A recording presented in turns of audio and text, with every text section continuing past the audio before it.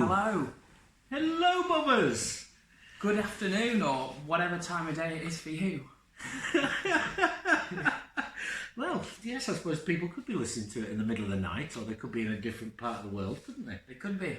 Apparently, we've got fans all over the world now, according to YouTube. Do we? Well, a fan. Chesterfield.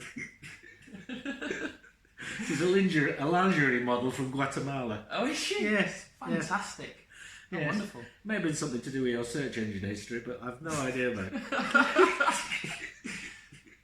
Yes, welcome to Bob in Lockdown Bradford Special 2.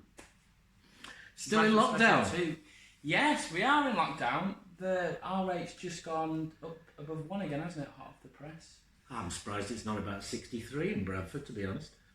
Yeah. Well, who knows? I think what you said last week about it being the summer season, if you like, and not necessarily great conditions for a virus are probably what's keeping us where we are. Yeah. But yeah, sad stuff really, and causing us in terms of the Mez lots of issues. Yeah. But also causing Bradford lots of issues and lots of things not open and lots of people struggling, and it's not good. It's not a good situation. It's not ideal. No. So, but here we are. We are cheerful as ever, resolute in our in our intention to give something to the world. Whether if it's not going to be events physically, we'll make an event of Bob. We're going to give something to the world. Well, yes, I think so. The Bradford version of the my virus. search history again. Yeah, I've worried you there, haven't I? I have worried you. That's where Candy G came from. Candy G. Hey. Now then, so yes, those of you who don't know particularly what we do, I'm sure most of you that watch do, but we could just put a quick resume or a quick brief summarisation. A summarisation. Summary, I think. Summary. Probably what I'm looking for.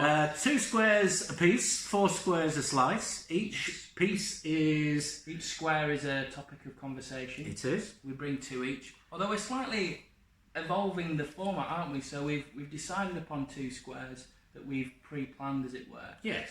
And the other 2 we're completely blind to, each of the squares. Oh, I hope so. I have been writing surreptitiously, so some live generally live tries swearing. to cheat, but it's slur after slur, isn't it? Absolutely. So we are now well into August. We are. School holidays nearly finished, and we've got a guest with us this afternoon that those of you who may have seen the trailer will recognise as SciPi's alter ego. Stealing my job. Stealing your job. Don't start writing poems, Jess. Back off. You want to say hello, Jess? Hello. Hello. Yes, Brilliant. she's our studio manager, isn't she, for today? And when are you back in at school? On the 3rd of September, and I'm really excited. 3rd of September. So, if my guess is correct, that's when the pub's shut. Right. Otherwise, it really is going to go bananas, but we'll see. And I hope after 6 months off school that it goes really well. So, and of course, other schooling issues or other schooling news. Thomas. Oh yes. And the GCSE results. Just want to congratulate my boy Thomas, who has done it all himself. It's nothing to do with me whatsoever, but I do like the reflected glory. Who's got in his A star. I didn't even know there was anything called a double A star. I know. I mean, did they have them when I was around? I can't remember. I think I vaguely remember that you could get an A star, but it was certainly out of my reach. So well done, Thomas, and a fantastic set of results based on his mocks. So he'd already done the exams, and he's a little bit disappointed that he got 2 Bs from subjects that he didn't revise, but that's the way it goes. Go. So, we are... Shall we do a square? If you like. Yes. Yeah. Do you want to go first this week? I will if you like, yeah. There's something that's been bugging me. Okay. Something that's been bugging me. And I think it's probably touched every single person in different ways. And the subject I'd like to bring for the first square this week is critical thinking. Critical thinking. Because I think in many ways the world has gone mad and forgotten that it can think. And in terms of critical thinking, I'd perhaps be useful to sort of say exactly, or give it a definition and see exactly what I mean by that. And critical thinking is the objective analysis and evaluation of an issue in order to form a judgment. And the truth is, at the moment in the world, people are jumping to judgment without doing the thinking. And it's almost as if people are filling that gap and trying to do the thinking for people, if you like, and trying to take them to a judgment before they've even evaluated it. And also, critical thinkers are people who have always been valued through our society and through history, but now are derided. Okay. I think that was probably best shown during the Brexit debates. Well, instead of having a detailed evaluation and analysis of what was required in order to leave the European Union, our wonderful ex-education secretary, and now I think it's Home Secretary, isn't he, Michael Gove, said, we've had enough of experts. We don't want to hear from experts anymore. And I think to devalue those that have the ability to critically think at a very high level is actually very dangerous, and has been proven to be over many centuries in different societies, where the clever, the intellectual, those that have contributed to human evolution over the years through their power of thought, and has actually been, in many ways, absolutely trashed over the last decade. Do you really think it's only been this decade? Because there's quite a few examples in history where intelligence, critical thoughts, any sort of judgment or analysis of what's going on within a power structure, a government, a country, a nation, or what have you, has been usually met with quite a lot of violence and kind of trying to tread down on those thoughts. That's happened all over the world. Well, if people don't critically think, then they're much more easily controlled. That has generally been the pattern of deriding and keeping down the critical thinkers in history. Because if somebody's in charge and they're not necessarily doing a good job, and people can say why they're not doing a good job, or what they perhaps could do better, or how they could do it better, that actually puts a pressure on those who are not necessarily able to do it and who are actually supposed to be in leadership. So they try to suppress. And I think that that's happening enormously in America at this moment in time. Anybody who's off pitch or off the way in which you're supposed to think is actually derided and told that they are stupid or nasty or whatever, without any real evaluation of what that person has said. It's just that you're no longer one of us. Yeah. Well, there's no real impetus put on actually thinking at all, having an independent thought, coming to your own conclusions through school or anything. You're given a textbook, aren't you, at school, or you're told to regurgitate other people's opinions, but it's very rare that you're actually asked for your own opinion on something. That doesn't really seem to be encouraged. I'd love to see it on the national curriculum. Critical thinking. Actually, I mean, when was the last time? People now complain about guests that are chosen for the Oxford debates, for example. And I mean, I noticed today that Steve Bannon has been arrested in the States for allegedly defrauding people out of money to pay for Trump's wall. Steve Bannon. He was the guy who ran Breitbart, the alt-right news thing, He was and also was Trump's first chief of staff, I believe, or chief special advisor. Yes. Steve Bannon is somebody that is very clear on what he believes, and he is somebody that I think is probably the type of person I'm talking about. You're either with him or you're not. Trump's the same, Johnson's largely the same. And what I want to see is people who actually embrace diversity. Diversity of thought and diversity of opinion. Because if you have all the opinions and a far greater range of thought going into something, you make better decisions. Yes. And you make better decisions for more people, and things work better. And tougher decisions, don't you? Which ultimately usually are better ones if you have to go through a bit of angst to get there. Absolutely. You don't want yes men. I mean, Richie, I read in the Times a couple of weeks ago, Richie Sumak, one of the reasons, well, it's all up for the debate, I guess, but he certainly didn't hinder his cause by writing a Dishy Rishi. Yeah, Dishy Rishi. According to Weatherspoons. He did a lovely letter bigging up Mr. Johnson on his just before he was, well, it was part of the leadership campaign for the Tories at the time, and he was love letter to him basically saying we can't do this without Boris, and lo and behold, he's one of the most inexperienced politicians we have in the chamber of House of Commons, and yet he's got the second highest position going. And a lot of that seems to be down to the fact that he's very much in line with how Boris Johnson thinks, and whether or not that's a good thing or not. Yes, he's from Grassington. Down Would you south. believe his family, his ethnicity, obviously, his cultural heritage isn't from Grassington, but he is. He lives up around Skipton and Grassington. Oh yes, he's an MP for Richmond, isn't he? Yeah, he was he is. from Southampton way though. Oh, was he? Brought up round there. Yeah. Oh, all right. Dive bombed in. Yes, exactly. Oh, he knows the north. I like Grassington, so I was prepared to like him just for it's that. sort of the south of the north, isn't it? I thought, yeah. So critical thinking. I mean, spending all this money on the coronavirus and bailing out the economy from Sunak. I mean, essentially, is it right? Is it wrong? We're encouraged to think that it's automatically right because it's come from a certain place. I want people to think.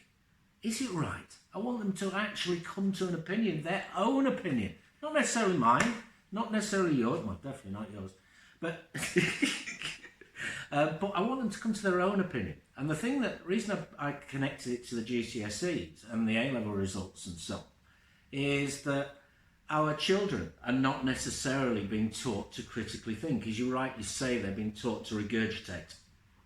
And critical thinking, I thought it might be useful to sort of outline what a critical thinker is. Now, I'm an aspiring critical thinker. Do I have great intellect? No. Do I have the ability to critical think? I think so. Because I take the time to actually look at both sides of an argument. Now, if you're thinking that you are a critical thinker, perhaps this might help. This is the definition of what a critical thinker generally is, or it's a definition. So, if you are a critical thinker, you have rational conversations with people that you disagree with.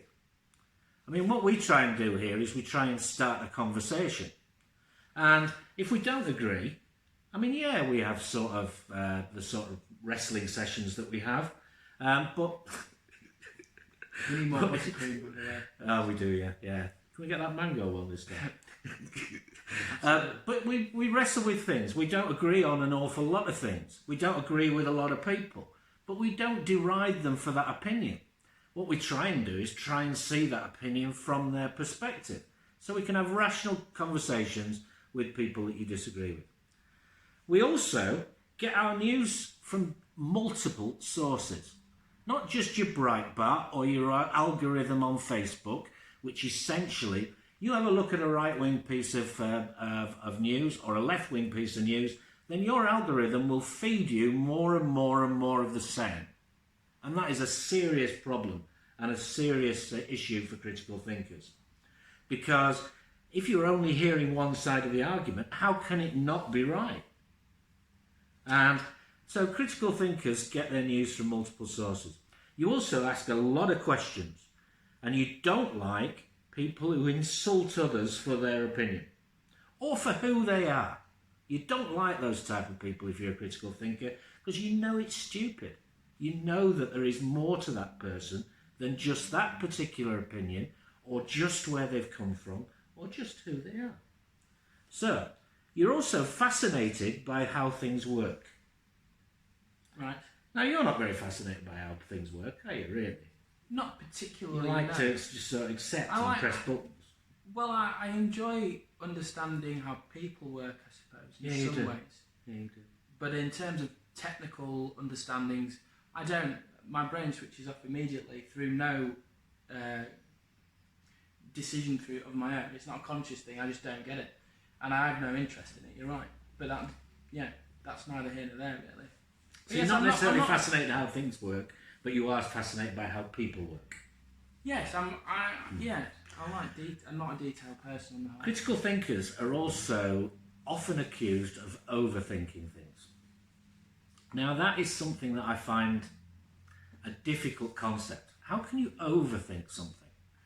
If something is deep, if something is difficult, then you do have to wrestle with it. You do have to really force yourself to look at how things are laid out. And sometimes it's really difficult. There might be multiple strands of something, which once you've got them all, it becomes obvious. And that is a balance thing, isn't it? I think, at least devil's advocate would say that you can overthink something if you're using your brain too much. There are other types of body intelligence which you can go for: your heart, your guts. You can feel with your feet probably, and that's there's a lot of intelligence there which doesn't need the brain and doesn't. I'm more of a heart-based person. As you say, the brain tries to understand things, and I'm not interested in that. In body intelligence is probably something that I'm more aligned with. Okay. But there's a balance, isn't there? I think you can overthink something to the point of not making a decision about something, or you can come to the right decision and be hesitant in something, can't you?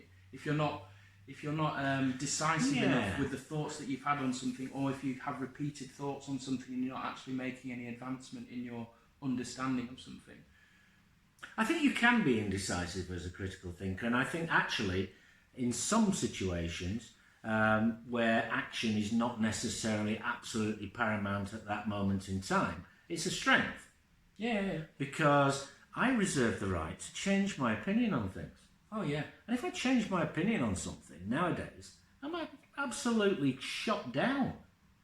But I can explain why I've changed my decision. I can explain why I've changed my opinion. And I just find it sad that everything is sort of paper thin at the moment. And thinking is not something that's going on in great depth, except in some critical thinkers. And I want to champion those critical thinkers. Absolutely, yes. I mean, I watched a TV program the other day about Einstein, and most of the premise of the program was about, was Einstein wrong? Could Einstein be wrong? Einstein himself told everybody that he was wrong on more times than he was right. But he employed critical thinking into everything that he brought to it. So he looked at every single aspect and came to an opinion based on all the information, not just part of it. All the perspectives, not just one. And as a result, human evolution through critical thinking, which is what's taken us for the last 100,000 years from being mating with Neanderthals to where we're at today in the technological revolution of 2020, I think is something that needs to be championed. And if we are to evolve beyond this very early stage of the technical revolution, and we're into a society that is fair and that is one that takes a view that humans are different and takes a view that humans have value, then that's got to be a massively brilliant thing. The one thing I'd say about, I completely understand what you're saying. I think you're making really important points about really thinking things through and waiting and seeing on stuff, not rushing into things and not having very strong, definite lines on where you think you are and therefore where other people are. The only thing I'd say is with the phone and information world in which we live, I think even though if we're not thinking accurately, if you like, for want of a better word, there is a real top heaviness in the way that we do go about our lives. There's opinions all over the place. Like, because of those technological advancements, and because of that's happened because of the brain, it's almost like we overemphasise it now. So things like using your hands, being out in the garden, very few people plant their own crops or whatever anymore, which is very, it's tactile work. You don't think with your brain with that. You're thinking but with a different kind of intelligence, or there is no opinion to be had there, if you like, on a political or intellectual level. It's simply feeling your way through something. And that's something that's been kind of taken out of human existence for a lot of people. It's very industrial for some, but doesn't exist for others. We go to the supermarket and we've got all this spare time on our hands, which is prefrontal, it seems.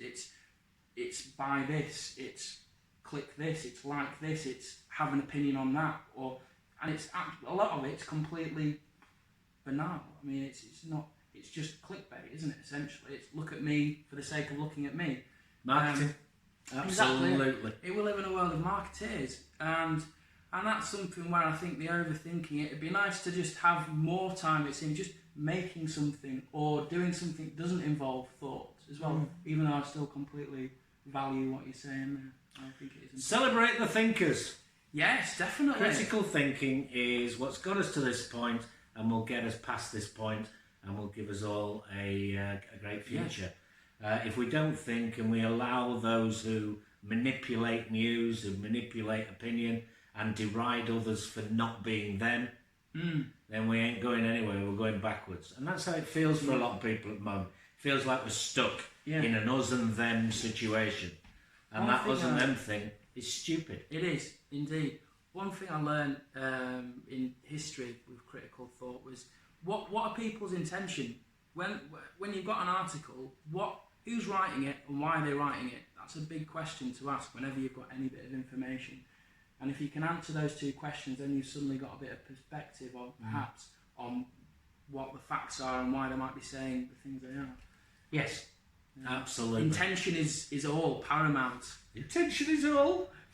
Well, it is. I've used that in a few court cases. Right. Anyway, that's mine. Nice one. So first square